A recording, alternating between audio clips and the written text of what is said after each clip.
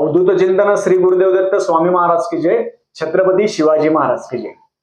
मार्गशीर्ष महिन्याचे देवीचे गुरुवार त्याचं उद्यापन कसं करायचं? उद्यापन पोथीनुसार करावं.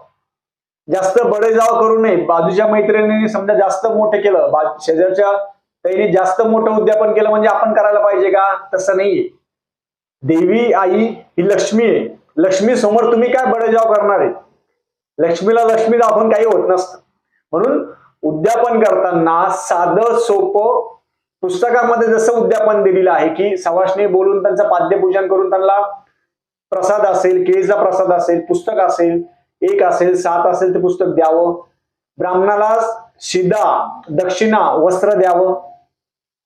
आणि हे केल्यानंतर आपण नैवेद्य आरती करायची. घरामध्ये तो प्रसाद आहे तो सगळ्यांनी घ्यावा. त्या दिवशी छानपैकी अभिषेक करायचा टाकावर. श्री सुक्त, पुरुष सुक्त, गणपती बाप्पाच्या मूर्तीवर अभिषेक करावा. श्री सुक्त, पुरुष सुक्त. दिवसभर आपण दुर्गा सप्तशती असेल, सिद्धगुंजिका स्तोत्र असेल, नवर्ण मंत्र असेल, महालक्ष्मी अष्टक असेल हे वाचावं.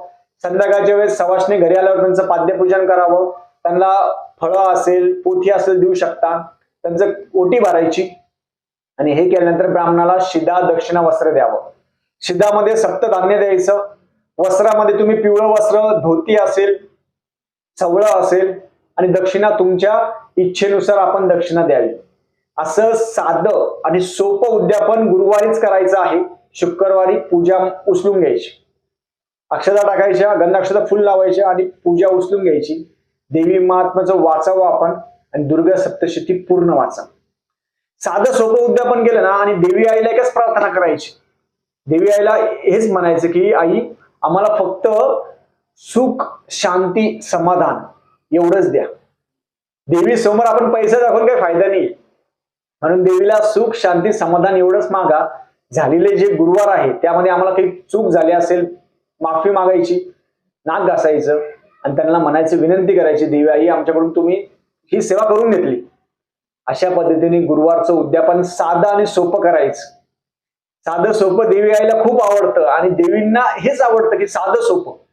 जास्त बडेजाव करायचा नाही आणि छानपैकी उद्यापन करायचं. नामस्मरण, नवर्ण मंत्राचा जप जास्त करावा.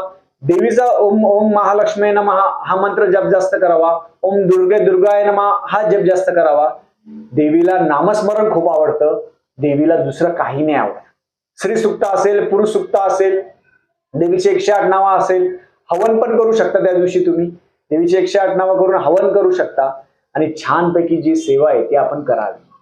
श्री स्वामी समर्थ.